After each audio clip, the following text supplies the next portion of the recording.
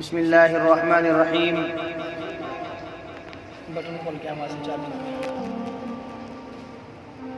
الحمد للہ رب العالمین والصلاة والسلام علی سید الانبیاء والمرسلین وعلى آلہ واصحابہ اجمعین اما بعد فاعوذ باللہ من الشیطان الرجیم بسم اللہ الرحمن الرحیم ولا تقولوا لمن يقتل في سبيل الله أمواتا بل أحياء ولكن لا تشعرون. محرم، رجب، ذی قعدہ اور ذی الحجہ یہ چاروں عظمت اور حرمت والے مہینے ہیں. زمانے جاہلت میں بھی، زمانے جاہلت یعنی اللہ کے نبی صلی اللہ علیہ وسلم کی پیدائش سے پہلے، یعنی جب اللہ کے نبی صلی اللہ علیہ وسلم پیدا بھی نہیں ہوئے تھے، ان مہینوں کو محترم سمجھا جاتا تھا، یعنی کہ عزت والا، احترام والا ان مہینوں کی عظمت کیا کرتے تھے. یعنی کہ یوں کہہ لیجئے کہ اللہ کے نبی صلی اللہ علیہ وسلم کے زمانے سے پہلے، پیدائش سے پہلے، اگر کسی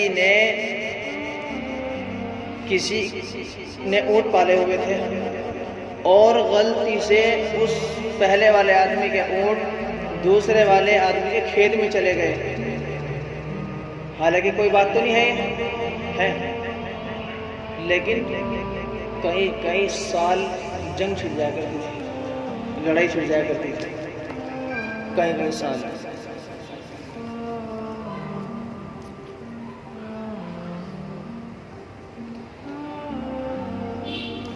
اور ان میں جنگ اور قتال کو حرام جانتے تھے. ظہور اسلام کے بعد ان 4 مہینوں کی عظمت و حرمت اور فضیلت بڑھ گئی.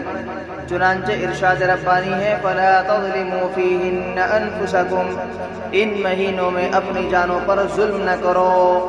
پھر ان 4 مہینوں میں سے محرم الحرام کو خصوصی فضیلت و اہمیت حاصل ہے. نبی کریم صلی اللہ علیہ وسلم نے ارشاد فرمایا افضل الصیام بعد رمضان شہر اللہ المحرم، رمضان کے بعد سب مہینوں سے افضل محرم الحرام کے روزے ہیں. ایک دوسرے موقع پر ارشاد فرمایا من صام یوما من المحرم فلہ بکل یوم 30 یوما، یعنی ایام محرم میں سے ایک یوم کا روزہ، یعنی ایک دن کا روزہ دوسرے مہینوں کے 30 دن کے برابر ہے. اتنی بڑی فضیلت اس کی آئی ہے. حضرت عائشہ صدیقہ رضی اللہ عنہا سے مروی ہے کہ رمضان المبارک کے روزوں کی فرضیت سے پہلے عاشوراء کا روزہ نبی کریم صلی اللہ علیہ وسلم پر فرض تھا. عاشوراء کا روزہ یعنی کہ 10 محرم الحرام کا روزہ اللہ کے نبی پر کیا تھا؟ فرض تھا، جیسے اب رمضان کے روزے فرض ہیں. لیکن رمضان المبارک کے روزوں کی فرضیت کے بعد ایک قوم کی توبہ اللہ تعالیٰ نے قبول فرمائی اور دوسری قوم کی توبہ قبول فرمائے گا. مستقبل کا صیغہ استعمال کیا گیا. حضرت عائشہ صدیقہ رضی اللہ عنہا سے مروی ہے کہ رمضان المبارک کے روزوں کی فرضیت سے پہلے، یعنی رمضان المبارک کے روزے فرض ہونے سے پہلے عاشوراء کا روزہ اللہ کے نبی صلی اللہ علیہ وسلم پر فرض تھا. لیکن رمضان المبارک کے روزوں کی فرضیت کے بعد ایک قوم کی توبہ اللہ تعالیٰ نے قبول فرمائی اور دوسری قوم کی توبہ قبول فرمائے گا.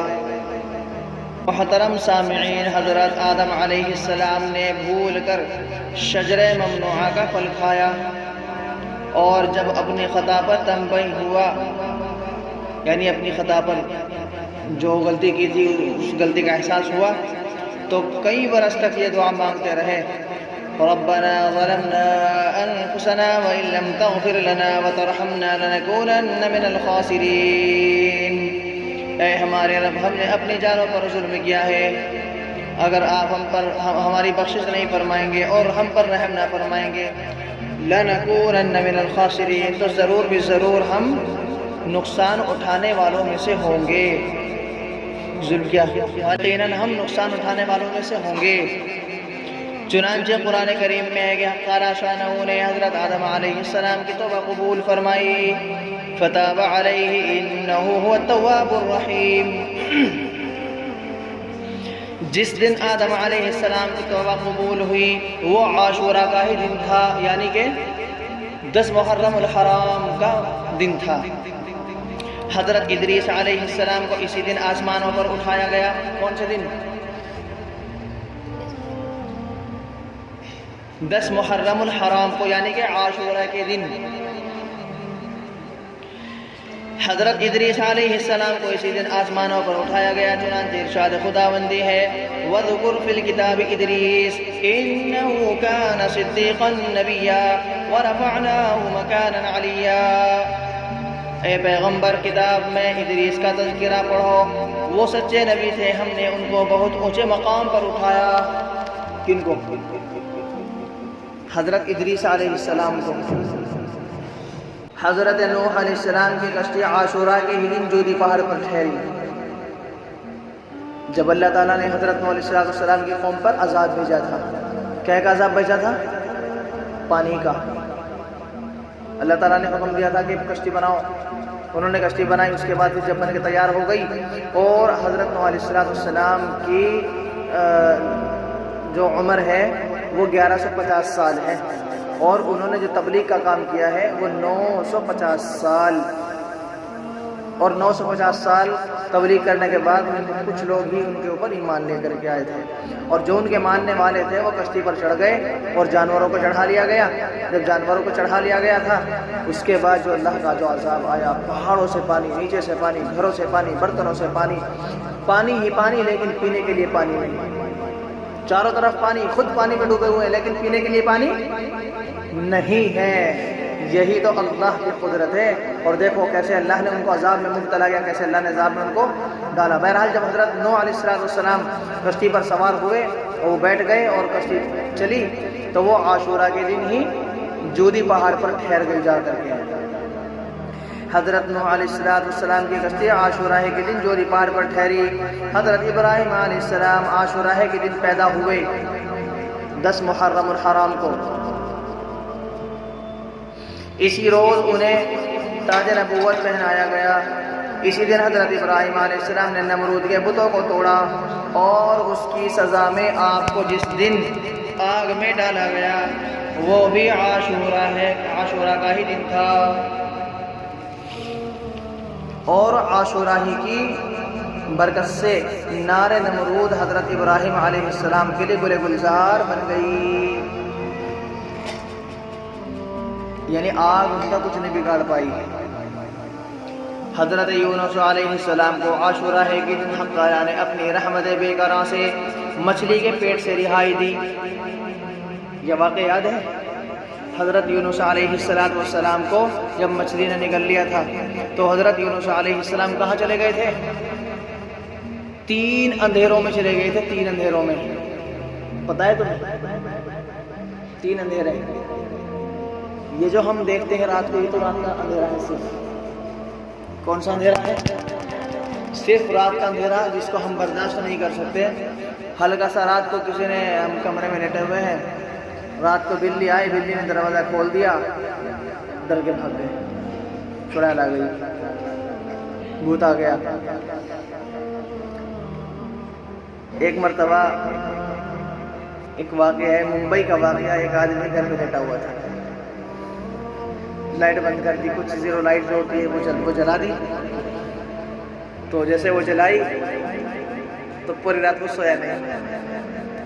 صبح ہی اٹھا، کسی کے پاس گیا، گھر ذکر کیا کہ رات میں نے دیکھا کہ ایک دیوار پہ پورا ایک ہاتھ ایسے ہلتا رہا، ایسے ہلتا رہا۔ تو کسی نے، گھر والوں نے بھی بتایا اور کسی نے اس کو ذکر کیا کہ ہاتھ ہلتا ہوا دیکھا، اس کی انگلیاں تھی، ناخن تھے۔ کہا نہیں ایسا تو کچھ نہیں دیکھا، بس ایسے ہاتھ سے ہل رہا تھا۔ کہا کہ اچھا ایک مرتبہ جا کے دیکھ دوبارہ پھر۔ وہ جب وہ آیا دیکھا تو اس ایک کھنٹی میں کرتا ٹنگا ہوا تھا، اور وہ پنکھے کی آواز کی وجہ سے ہل رہا تھا، اور وہ پوری رات اس ڈر کی وجہ سے سو نہیں پایا۔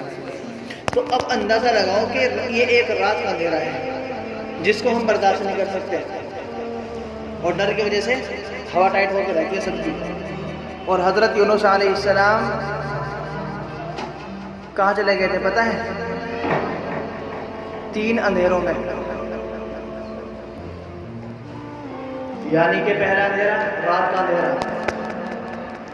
دوسرا اندھیرا مچھلی کے پیٹ کا اندھیرا، اور تیسرا جو مچھلی ان کو سمندر کی گہرائی میں لے کے گئی وہ سمندر کی گہرائی کا اندھیرا۔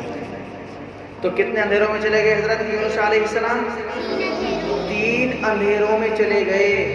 لیکن اللہ تعالیٰ کے فضل کرم سے جب انہوں نے اس دعا کو پڑھا، یعنی مصیبت کی پریشانی تھی، یعنی اللہ تعالیٰ نے ان کی زبان پہ اس کلمہ کو جاری فرما دیا، لا الہ الا انت سبحانک انی کنت من الظالمین۔ جب اس دعا کو پڑھی تو اللہ تعالیٰ نے ان کو اس مصیبت سے نجات عطا فرما دی۔ اور جس دن یہ مچھلی کے پیٹ سے باہر آئے، یعنی کہ حضرت یونس علیہ السلام، تو وہ عاشوراء کا دن تھا، یعنی کہ 10 محرم الحرام کا دن تھا۔ حضرت یعقوب علیہ السلام یوسف علیہ السلام کے فراق میں روتے رہے، ان کی جدائی میں روتے رہے، بینائی کھو بیٹھے، اندھے ہو گئے تھے۔ عاشوراء ہی کا دن تھا کہ جب یعقوب علیہ السلام کی بینائی لوٹ کر آئی۔ ایک روایت ہے کہ حضرت یعقوب علیہ السلام اور آپ کے بیٹے حضرت یوسف علیہ السلام کی لمبی جدائی کے بعد عاشوراء کے دن ملاقات ہوئی۔ کتنی دلچسپ واقعات ہیں، کتنے دل کو چھونے والے واقعات ہیں، سبق آموز واقعات ہیں کہ 10 محرم الحرام کے دن کتنے بڑے بڑے واقعات رونما ہوئے ہیں۔ ہم تو غافل ہیں، ان سے ہمیں عطا پتہ کچھ بھی نہیں ہے، اللہ بلا میں پھنسے رہتے ہیں، کبھی ادھر کی ایران قرآن کی پھینکتے رہے۔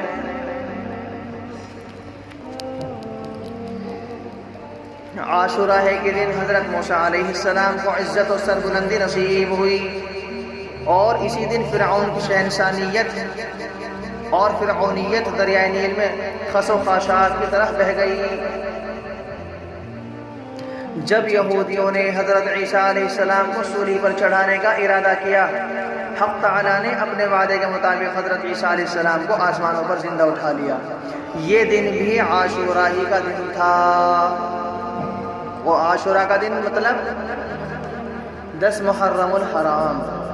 مشہور حدیث ہے کہ عاشوراء کے دن حضرت داؤد علیہ السلام کی دعائے صحت قبول ہوئی۔ جب حضرت سلیمان علیہ السلام کی سلطنت ہاتھ سے نکل گئی تو آپ نے بارگاہ خداوندی میں عز و انکساری کے ساتھ دعا فرمائی۔ چنانچہ عاشوراء کے دن اللہ تعالیٰ نے حضرت سلیمان علیہ السلام کی دعا کو قبول فرمایا اور دوبارہ ان کی جو بادشاہت تھی وہ ان کو عطا فرما دی۔ حضرت ایوب علیہ السلام کے جسم مبارک پر جب آبلے پڑ گئے تو انہوں نے شدید درد اور تکلیف کے باوجود صبر کا دامن ہاتھ سے نہیں جانے دیا۔ چنانچہ حق تعالیٰ کی بارگاہ میں دعا کی، رب انی مسنی الضر وانت ارحم الراحمین، اے میرے رب مجھے بیماری نے گھیر لیا ہے اور تو ہی سب سے زیادہ رحم کرنے والا ہے۔ کس نے کہی یہ بات؟ حضرت ایوب علیہ السلام نے، جب بہت شدید بیمار ہو گئے تھے، اتنے بیمار پڑ گئے تھے، اتنے بیمار ہو گئے تھے کہ بہت سے زیادہ شکوہ نہیں کیا اور صبر کا دامن نہیں چھوڑا۔ عاشوراء کے دن کے چند واقعات ان کو سن لو، اس کے بعد ختم۔ کچھ تاریخی واقعات ہیں، چند وہ ذرا تھوڑا سا سن لیجئے۔ بیت اللہ پر حملہ کرنے والے سرکش بادشاہ ابرہہ کا عبرتناک انجام اسی ماہ میں ہوا۔ ابرہہ جو لشکر لے کر کے کہاں گیا تھا؟ کعبۃ اللہ کو ڈھانے کے لیے گیا تھا، لیکن اللہ کی قدرت، اللہ نے حفاظت کی اور ابابیلوں کا لشکر ان کے اوپر بھیج دیا۔ وہ ابابیل چھوٹا سا ایک پرندہ ہوتا ہے اتنا سا، وہ اپنے پنجوں میں کنکر اٹھائے ہوئے تھے۔ جیسے جیسے وہ اس ابرہہ جو لشکر تھا اس کے اوپر گئے اور اپنی پنجوں سے کنکریاں چھوڑتے رہے، جس ظالم کے اوپر بھی وہ گرتی رہی وہ بم کی طرح پھٹتا رہا۔ اللہ کی قدرت بہت بڑی ہے۔ حضرت عائشہ رضی اللہ تعالی عنہا سے روایت ہے کہ اہل مکہ محرم ہی میں کعبۃ اللہ پر غلاف چڑھایا کرتے تھے، یعنی اہل مکہ جو تھے وہ محرم ہی میں کعبۃ اللہ پر غلاف چڑھایا کرتے تھے۔ خلیفہ ثانی حضرت عمر فاروق رضی اللہ تعالیٰ عنہ کی شہادت کسی ماہ میں ہوئی؟ حضرت عمر فاروق رضی اللہ تعالیٰ عنہ کی شہادت کس مہینے میں ہوئی؟ حضرت علی و حضرت عثمان رضی اللہ تعالیٰ عنہ کو کسی ماہ میں خلافت کے منصب پر فائز کیا گیا؟ کون سے مہینے میں؟ حضرت علی رضی اللہ تعالیٰ عنہ و حضرت عثمان رضی اللہ تعالیٰ عنہ کو اسی مہینے میں خلافت کے منصب پر فائز کیا گیا۔ حضرت امیر معاویہ رضی اللہ تعالیٰ عنہ اسی ماہ میں امیر بنے۔ مہاجرین حبشہ اسی مہینے میں واپس لوٹے۔ مسلمانوں نے بے شمار ملکوں کو اسی مہینے میں فتح کیا۔ غزوہ خیبر کی کامیابی و کامرانی اسی مہینے میں حاصل ہوئی۔ مصر پر عباسیوں کا قبضہ اسی مہینے میں ہوا۔ قیصر روم کو ذلت آمیز شکست اسی مہینے میں ہوئی۔ مسجد نبوی کی توسیع اسی مہینے میں ہوئی۔ کس مہینے میں؟ محرم الحرام کے مہینے میں۔ شعب ابی طالب میں نبی کریم صلی اللہ علیہ وسلم کی محصوری کا آغاز اسی مہینے میں ہوا۔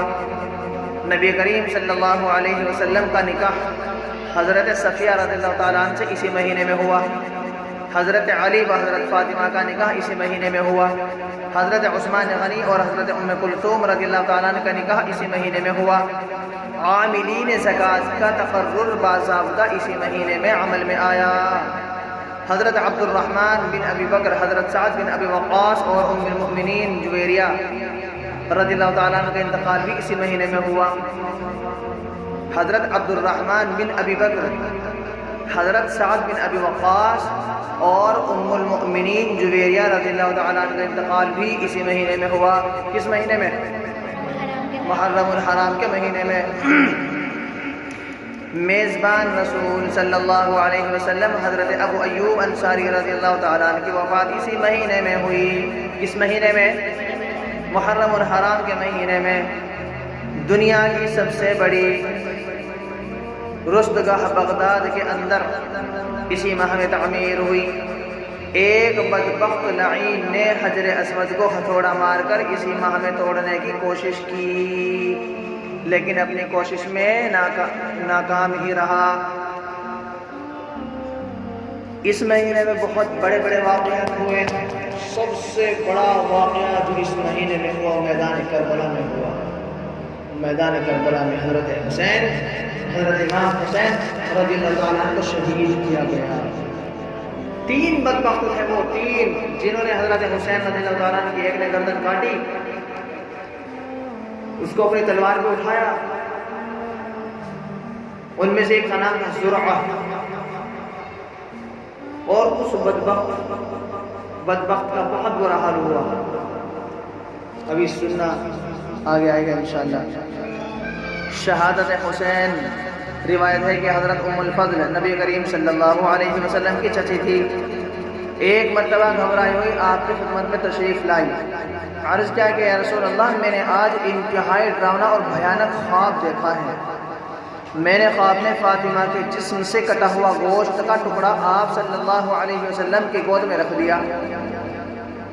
نبی کریم صلی اللہ علیہ وسلم نے یہ سن کر فرمایا،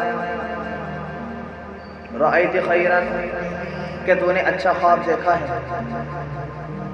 رأیت خیرن، تو نے اچھا خواب دیکھا ہے۔ اس کی تعبیر یہ ہے کہ میری فاطمہ کے گھر بیٹا پیدا ہوگا۔ ایک دن نبی کریم صلی اللہ علیہ وسلم مسجد نبوی میں جلوہ افروز تھے کہ خاتون جنت حضرت فاطمہ الزہرا کے ہاں بیٹے کی ولادت کی اطلاع ملی، خبر ملی۔ آپ صلی اللہ علیہ وسلم فوراً ان کے گھر پہنچے۔ حضرت ام الفضل رضی اللہ تعالیٰ نے معصوم چاند جیسے حسین حضرت حسین رضی اللہ تعالیٰ کو آپ کی گود میں رکھ دیا۔ نبی کریم صلی اللہ علیہ وسلم نے چچی کو مخاطب کر کے فرمایا کہ چچی، یہ تیرے خواب کی تعبیر ہے۔ سرکار دو عالم صلی اللہ علیہ وسلم نے اپنے نواسے کو پیار کیا، پھر آپ نے گٹی دی۔ تصور کیجئے کہ حضرت حسین کتنے خوش نصیب تھے کہ گٹی کے طور پر آپ کے منہ میں جانے والی سب سے پہلی میٹھی چیز دہن رسالت کا لعاب تھا، یعنی کہ نبی کریم صلی اللہ علیہ وسلم کا لعاب مبارک، لعاب کہتے ہیں تھوک، اور ہمارے نبی صلی اللہ علیہ وسلم کی ہر ایک چیز کتنی مبارک، کتنی بابرکت چیز، الحمدللہ۔ جو امرت جل سے کہیں زیادہ بہتر اور آب زلال سے بدر، جہاں پاک اور صاف و شفاف، اس کے بعد نبی کریم صلی اللہ علیہ وسلم نے حضرت حسین کے ایک کان میں اذان، دوسرے کان میں تکبیر کہی۔ حضرت ام الفضل کا بیان ہے کہ اپنے نومولود نواسے کو دیکھ کر سرور کائنات کا چہرہ انور فرد مسرت سے چمک اٹھا۔ آپ بار بار حضرت حسین کو چومتے اور آنکھوں سے لگا لیتے۔ اچانک میں دیکھتی ہوں کہ رحمت عالم صلی اللہ علیہ وسلم کی آنکھوں میں آنسو آ گئے۔ کون دیکھتی؟ حضرت ام الفضل فرماتی ہیں کہ آپ کی آنکھوں میں کیا آ گئے؟ آنسو آ گئے۔ کس کی آنکھوں میں؟ حضرت محمد مصطفیٰ صلی اللہ علیہ وسلم کی آنکھوں میں آنسو آ گئے، یہاں تک کہ چہرے انور اشکبار ہو گیا، آنسوؤں سے تر ہو گیا۔ میں نے عرض کیا یا رسول اللہ صلی اللہ علیہ وسلم یہ کیا معاملہ ہے؟ فرمایا مجھے اپنے نواسے کو دیکھ کر خوشی ہوئی، مگر زار کا نقشہ سامنے آ گیا۔ جب حضرت معاویہ رضی اللہ تعالیٰ عنہ کے بعد یزید تخت نشین ہوا، حضرت حسین رضی اللہ تعالیٰ عنہ کی جو لڑائی تھی کس سے تھی؟ یزید سے تھی۔ یزید کو جانتے ہو؟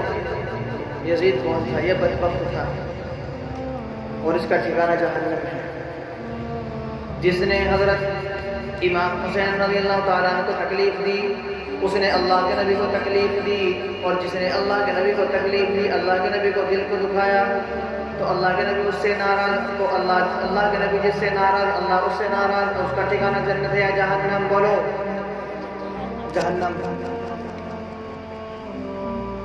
جب حضرت معاویہ کے بعد یزید تخت نشین ہوا تو حضرت حسین نے اس کو اس اعلیٰ منصب کے اہل نہ سمجھا۔ یہیں سے یزید اور امام حسین کا اختلاف شروع ہو جاتا ہے۔ یزید نے حضرت حسین کو رام کرنے کے لیے ہر حربہ استعمال کیا، مگر چونکہ یہ اختلاف اسلامی حدود اور تعلیمات اسلام سے یزید کی روگردانی کی بنیاد پر تھا، اس لیے حضرت امام حسین رضی اللہ تعالیٰ اپنے موقوف پر اٹل رہے، تاکہ حق و صداقت کا بول بالا کرنے کے لیے اپنے سمیت سارے خاندان کی قربانی پیش کی، سر کٹا دیا، مگر باطل کے سامنے ایک لمحے کے لیے بھی اس کا جھکانا گوارا نہ کیا۔ سرداد نداد دست در دست یزید، سرداد نداد دست در دست یزید، حقا کے بنا کہ لا الہ ہست حسین۔ یزید نے ہر چند حضرت حسین پر بیعت کے لیے زور ڈالا، مگر حضرت حسین نے صاف انکار کر دیا۔ دوسری طرف اہل کوفہ نے خطوط کے ذریعے حضرت امام حسین کو کوفہ آنے کی دعوت دی۔ آپ کے اعزاء، اقارب اور دوستوں رشتہ داروں نے آپ کو کوفہ جانے سے روکا، مگر آپ نے فرمایا کہ میں نے وہاں جانے کا پختہ ارادہ کر لیا ہے۔ حضرت ابن عباس رضی اللہ تعالیٰ عنہ نے جذباتی ہو کر فرمایا کہ اگر مجھے معلوم ہوتا کہ حضرت حسین میرے کہنے پر رک جائیں گے تو میں آپ کے سر کے بالوں کو پکڑ کر روک لیتا، لیکن آپ رکنے والے نہیں۔ میں دیکھتا ہوں کہ کوفہ جانا خطرے سے خالی نہیں، کیونکہ کوفہ والے بے وفا، دغا باز، دھوکے باز ہیں۔ چنانچہ آپسی مشورے کے بعد حضرت مسلم بن عقیل رضی اللہ تعالیٰ عنہ کو کوفہ بھیجنے کا فیصلہ کیا گیا، تاکہ وہاں کے حالات کا جائزہ لے کر آگاہ کریں۔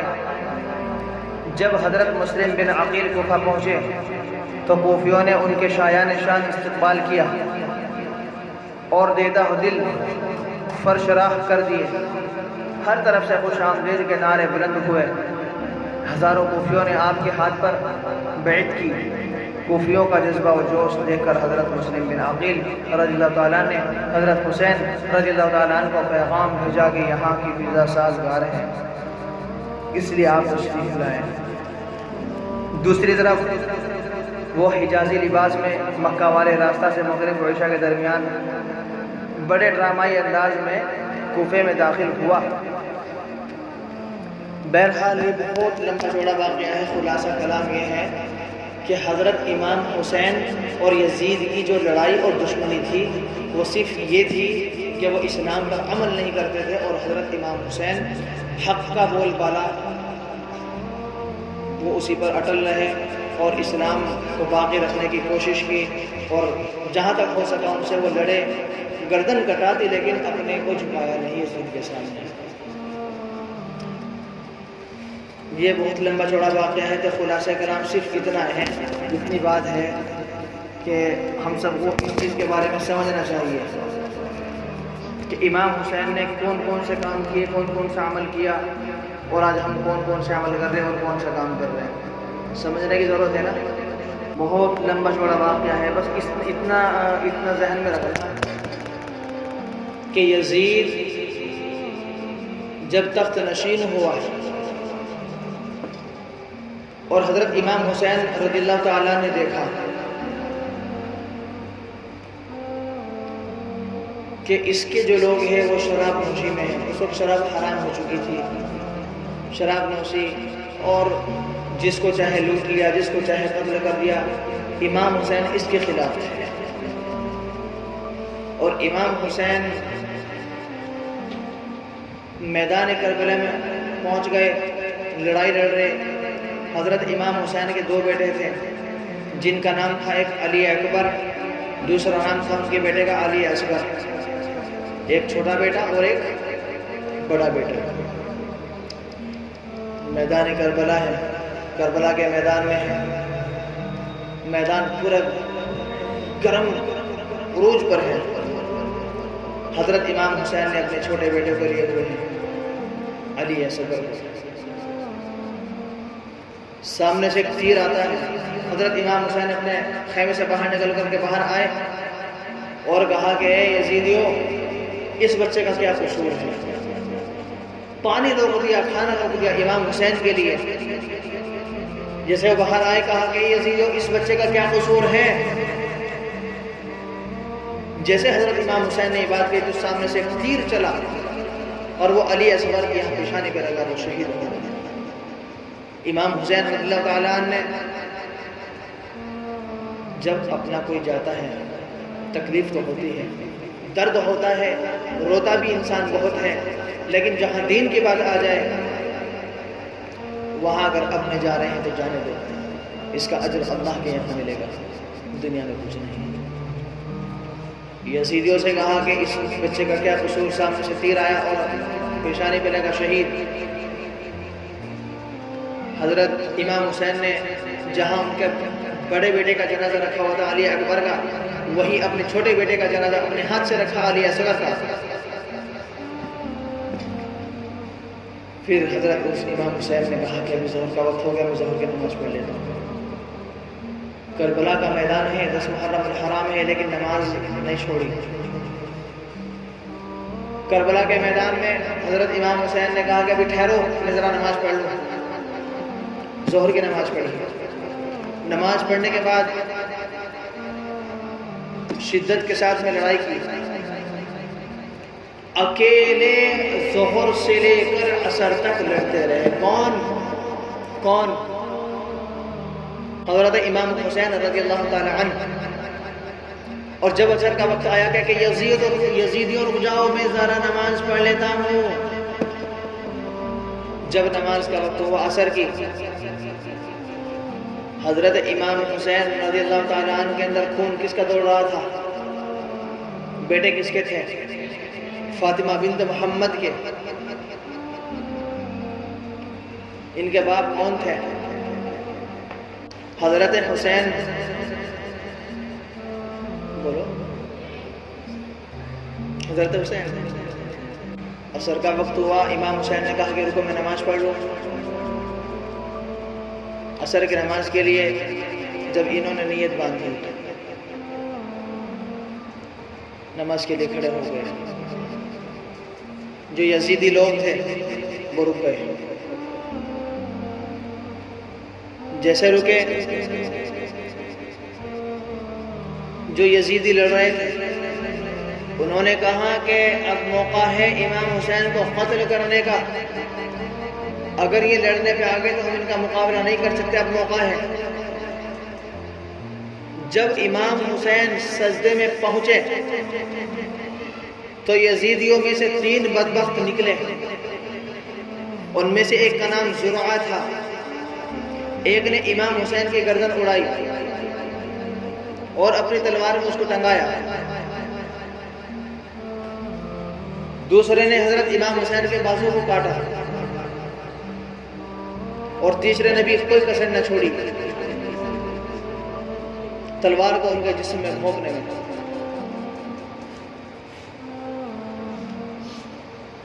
یہاں امام حسین رضی اللہ تعالیٰ عنہ شہید ہو گئے، اللہ کو پیارے ہو گئے۔ حضرت امام حسین رضی اللہ تعالیٰ عنہ اللہ کو پیارے ہو گئے اور اپنے نانا حضرت محمد مصطفیٰ صلی اللہ علیہ وسلم سے ملاقات کی۔ جام شہادت نوش فرما رہی حضرت امام حسین رضی اللہ تعالیٰ عنہ نے، لیکن جاتے جاتے ایک پیغام دے گئے حضرت امام حسین رضی اللہ تعالیٰ عنہ، اور یہ پیغام دے گئے کہ ہمیشہ دین پر استقامت، نمازوں کی پابندیاں، گناہوں سے پرہیز، گناہوں سے بچیں، تقوی اختیار کریں۔ یہ پیغام دے گئے جاتے جاتے حضرت امام حسین رضی اللہ تعالیٰ عنہ۔ آج اگر آپ اور ہم سب اگر اپنی حالت دیکھیں تو ہماری حالت کیا نکلتی ہے؟ کیا نتیجہ نکلے گا ہمارا آپ کا؟ قرآن سے بہت دور ہے۔ قرآن اگر یہاں کھلا ہے تو کل کو 24 گھنٹے کے بعد قرآن نہیں کھلے گا، یہ حالت ہے۔ آج مسلمان قوم چاروں طرف سے تباہی اور بربادی کے دہانے پر کھڑی ہے، کیوں؟ کیونکہ دین سے بہت دور ہے۔ حضرت امام حسین رضی اللہ تعالیٰ جو پیغام دے گئے تھے اس پیغام کو ٹھکرا دیا حضرت امام حسین کے، اور جو یزید کا جو پیغام تھا، یزید کے پیغام کو اپنا لیا مسلمانوں نے، یزید کا پیغام کو اپنا رکھا ہے اور امام حسین رضی اللہ تعالیٰ عنہ کے پیغام کو ٹھکرا رکھا ہے۔ اسی لیے آج مسلمان مصیبتوں میں پریشانیوں میں ہیں۔ آج بھی اگر جو امام حسین رضی اللہ تعالیٰ عنہ کا جو پیغام ہے اس پر عمل کرنا شروع کر دے، آج بھی پوری دنیا میں مسلمانوں کی حکومت ہوگی، پوری دنیا میں، اور ایسی حکومت کہ کفار تھر تھر کانپے گا، تھر تھر۔ امام حسین رضی اللہ تعالیٰ عنہ کے نقش قدم پر چلنے کی برکت سے، دین پر عمل کرنے کی وجہ سے، سنت نبوی صلی اللہ علیہ وسلم پر عمل کرنے کی برکت سے، آج بھی دیکھ لینا جو بھی حقیقی اللہ والے ہیں اور جن کا تعلق اللہ سے جڑا ہے ڈائریکٹ، ان سے ایک رعب رہتا ہے، خوف رہتا ہے۔ صرف یہ نہیں، گناہوں کے اندر ملوث۔ بہرحال بس اتنا میں اور بات کہوں گا کہ امام حسین جو پیغام دے گئے، کوشش یہ کریں کہ ہم ان کے پیغامات پر عمل کریں۔ حضرت امام حسین رضی اللہ تعالیٰ عنہ کے جو پیغام تھا اس پر ہم عمل کریں۔ جس نے امام حسین یعنی اللہ کے نبی صلی اللہ علیہ وسلم کے نواسے کا دل دکھایا، اس نے اللہ کے نبی کا دل دکھایا، اور جس نے اللہ کے نبی کا دل دکھایا، اللہ کے نبی ناراض ہوئے، اللہ کے نبی کو تکلیف پہنچی، تو اب بتاؤ کہ اللہ تعالیٰ اس بندے سے خوش ہوگا یا ناراض ہوگا؟ بولو، اب یہ بتاؤ کہ ہم اللہ کے نبی کو ناراض کرنے والے عمل کر رہے ہیں یا خوش کرنے والے عمل کر رہے ہیں؟ بولو پتہ نہیں ہے، پتہ نہیں، ناراض کرنے والے عمل کر رہے ہیں۔ جب اللہ کے نبی ہم سے ناراض تو اللہ بھی ناراض۔ ہمارے اعمال ہی ایسے ہیں کہ ہم سے ہر کوئی ناراض۔ امام حسین کی تو بہت دور کی بات ہے کہ ہم ان کو خوش کر سکیں، ہمارے اپنے ہی ہم سے چھوٹی چھوٹی غلطی پر ناراض ہو جاتے ہیں، تو وہ تو امام حسین ہیں، اللہ کے نبی کے نواسے ہیں، جنت میں نوجوانوں کے سردار ہیں۔ کون؟ حضرت امام حسین رضی اللہ تعالی عنہ۔ جب ہم نے ان کو ناراض کر رکھا ہے، کہاں سے ہمارے اوپر اللہ کی رحمت برسے؟ کہاں سے ہمارے اوپر اللہ کی رحمت برکت اور سلامتی آئے؟ کوشش یہ کرنی چاہیے، یہ رکھنی چاہیے کہ ہم سے اللہ ناراض ہو، اللہ تعالیٰ ہم سے راضی ہو جائے، ناراض ہے، اور ایسے عمل کریں کہ اللہ تعالیٰ کی ناراضگی ہم دور کر سکیں۔ یہ ناراضگی دور کب ہوگی؟ جب ہم امام حسین کے نقش قدم پر چلیں گے۔ امام حسین خوش ہے تو اللہ کے نبی خوش ہیں، امام حسین ناراض ہیں تو اللہ کے نبی ناراض، اللہ کے نبی ناراض تو اللہ ناراض۔ اللہ کے نبی صلی اللہ علیہ وسلم نے فرمایا کہ جس نے میرے حسین کو تکلیف دی اس نے مجھے تکلیف دی، جس نے میرے حسین کو تکلیف دی اس نے مجھے تکلیف دی، اور جس نے مجھے تکلیف دی اس نے اللہ کو ناراض کیا۔ تو ہم تو وہ عمل کر رہے ہیں کہ اللہ کے نبی کے ناراض ہو جائیں، ہم تو وہ عمل کر رہے ہیں کہ امام حسین ناراض ہو جائیں۔ کوشش کرنی چاہیے کہ یہ سب ہم سے راضی ہو جائیں تاکہ اللہ ہم سے راضی ہو جائے اور ہمارا کام بن جائے۔ بس دعا کریں اللہ تعالیٰ ہم سب کو ان باتوں پر کہنے سننے سے زیادہ عمل کی توفیق عطا فرمائے۔ آخر دعوانا الحمد للہ رب العالمین۔